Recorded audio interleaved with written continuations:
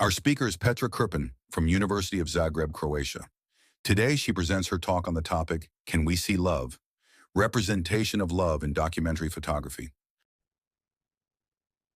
Hello, everyone. Good morning or good evening. My name is Dr. Petra Krpan. I come from the University of Zagreb, Faculty of Textile Technology, and I'm very happy and pleased to be here today to present my research that I did for this conference titled Can We See Love? Representations of Love in Documentary Photography.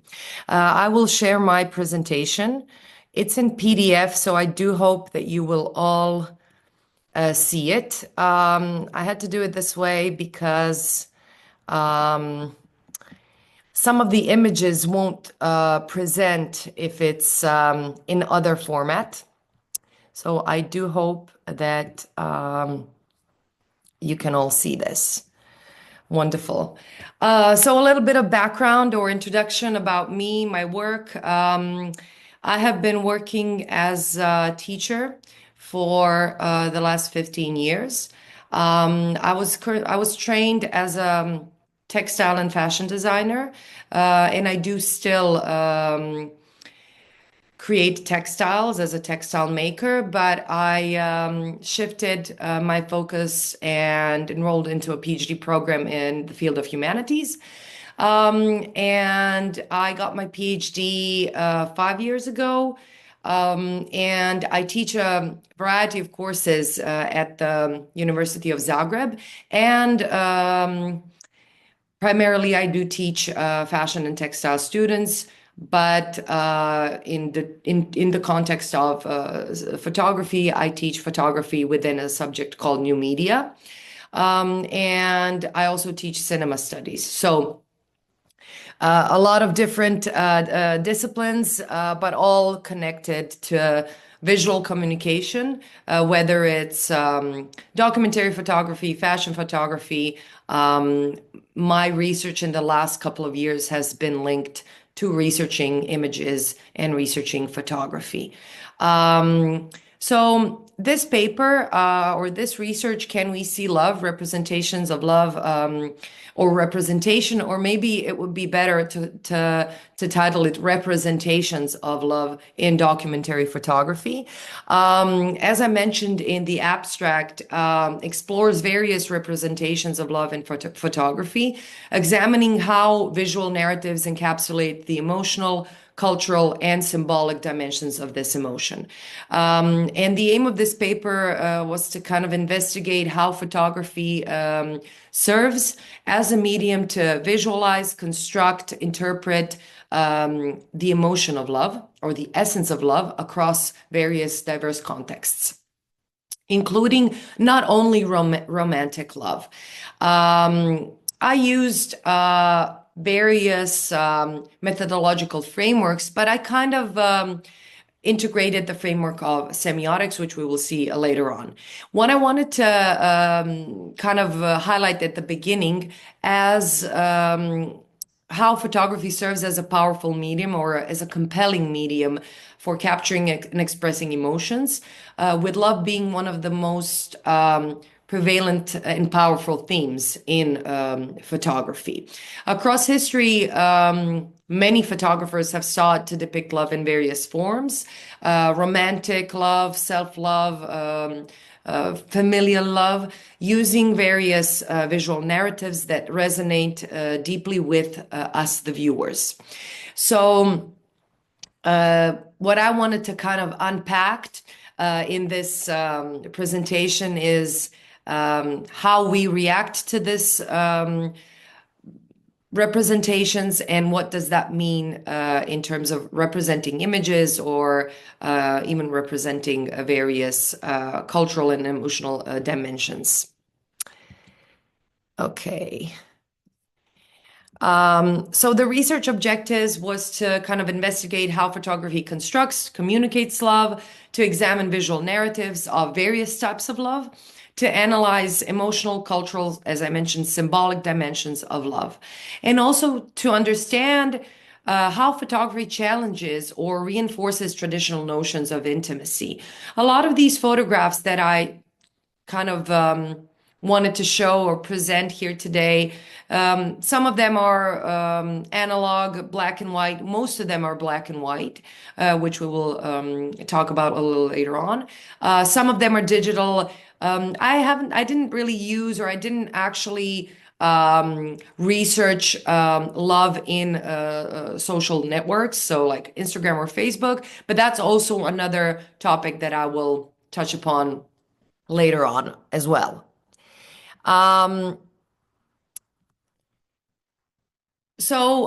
in terms of visual symbolics or symbolism and techniques in love photography, common motifs include physical closeness, shared gazes, symbolic objects that signify love.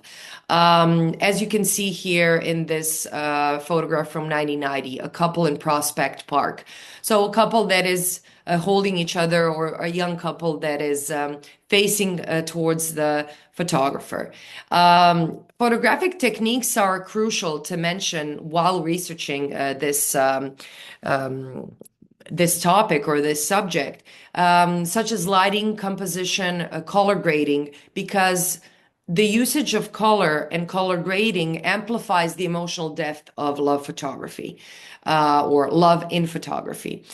Soft lighting and warm colors, color tones enhance feelings of warmth, feelings of intimacy, while, as we can see in these two photographs, black and white analog photography especially invokes nostalgia and timelessness. And there is a huge comeback of analog photography in the world currently now. And I myself, as a photographer, I use analog photography as well. And I do really believe that black and white photography on film has a different color grading than digital photography, or even any type of additional, Lightroom or Photoshop work afterwards. But of course, digital photography was and still is kind of prevalent today. As I mentioned in the abstract, so I employed kind of a various methodological framework in this research, which integrated primarily semiotics, because I was kind of interested in examining what is in the image, who are the subjects in the photograph or on the photograph. Are they holding each other? Are they holding hands? Are they kissing? Are they maybe not even together? But that photograph can still resonate love, or still resonate the emotion of love. I also used, as I used in my previous work while researching fashion photography, Susan Sontag and Maurice Merleau-Ponty. Of course, Roland Barthes' semiotic theory, particularly as outlined in Camera Lucida, guides the examination of symbolic elements in photographs and the punctum or the emotional impact of an image. So the semiotics of Roland Barthes is, of course, inevitable here. Sontag's critical perspectives from her book on photography provide insight into the social and cultural constructs influencing the photographic depiction of love. Maurice Merleau-Ponty and his phenomenology actually informs the analysis of embodied perception, emphasizing the viewer's interaction with photographic representations of intimacy and emotion. So this was the base, or this is the base for my research. And of course, this presentation and this research can be expanded. This is actually just kind of an introduction of what I will be possibly doing for the foreseeable future. As I mentioned at the beginning, I've never actually explored emotional states or emotions such as love while researching documentary photography. So I do thank the organizers for doing this conference, because I do think that from various disciplines, we can actually see what love is in various cultural contexts. And these are just some images that I chose that also kind of resonate love, not just the kiss at the Hotel de Ville from 1950, but also Father and Son, 1954, which is a wonderful photograph or image of closeness and representation of family. But it can also mean a lot of different things, of course, as Roland Barthes specifically noted. And not only in Camera Lucida, but also in the fashion system or Système de la Mode, an image can have a lot of meaning. So it's very important to unpack and to depict what the true meaning of an image is. However, of course, it can be a very subjective notion to us, the viewers, and that's also very, interesting, but also very important to see. What I wanted to touch upon is also the cultural and social considerations when we talk about visual symbolism or symbols of love in photography.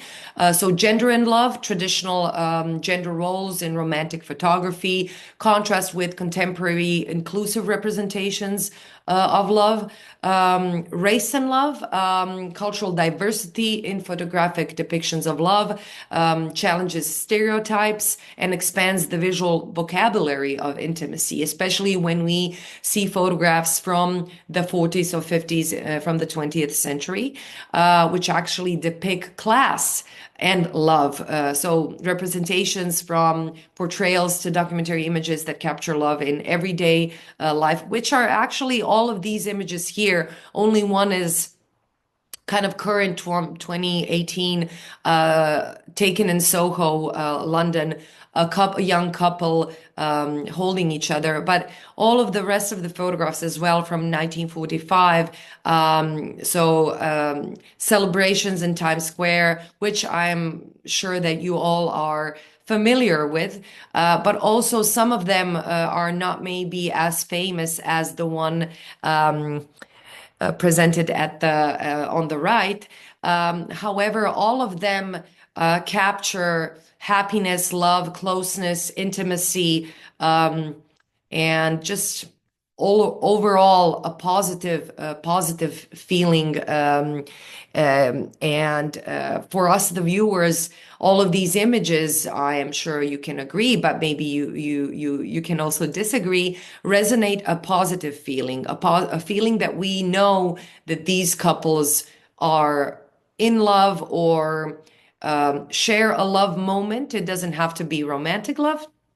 So that capturing the raw love, in documentary photography actually means that unfiltered depiction in photojournalism. And that's why I chose documentary photography instead of social media photography, which is another research that, that could be done as well. And the same or the similar methodology and methodological framework can be applied, but of course, it can also, I kind of wanted to shift my attention to this kind of unfiltered, everyday love in documentary photography from the 40s and 50s, and then later on, of course.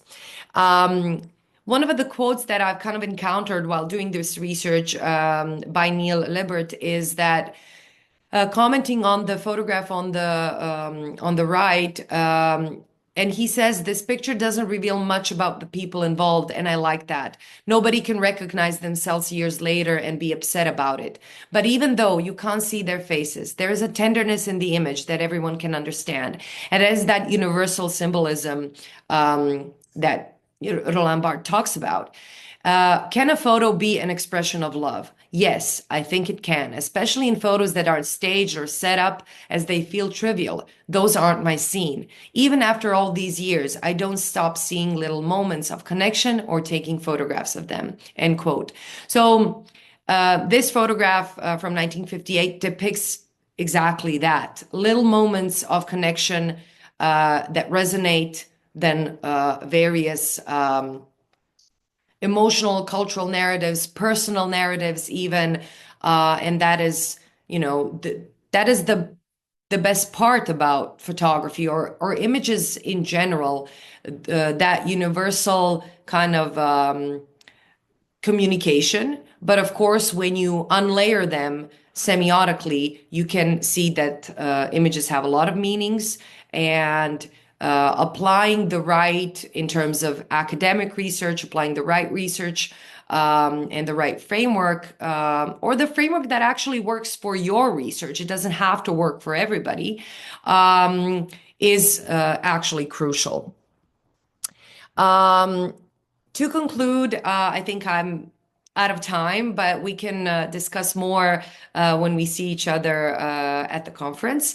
So, photography remains a profound tool for representing love, bridging personal emotion with cultural narratives, and by adapting semiotic, cultural, various phenomenological frameworks, which we can talk about in person when we see each other. I wanted to kind of highlight how photographic representations of love shape and reflect human experiences, which you can all see in these images here. As photography continues to evolve, of course, in digital age, its role of expressing and redefining love is actually central to examining visual culture. What I wanted to underscore is actually photography's unique ability to capture little intimate moments, offering profound insights into what we as humans actually experience, and the evolving expressions of love in visual culture. By employing, semiotics, I wanted to kind of understand how love is visually constructed, perceived, experienced. Also, I didn't talk about it, but we can talk about it later on, how the photographer sees the moment. What is what is his or hers depiction? Is that love, or is that just a moment of intimacy? And I do hope that this research or the start of this research will contribute to a broader discussion within visual studies, cultural theory, and of course, semiotics. I do hope that you liked this short presentation. I think I was in time. Maybe I was a little over time. I do apologize. I wanted to thank you for listening, and I do hope that we can discuss this and, of course, other contributions to this wonderful conference. Thank you, and see you at the conference.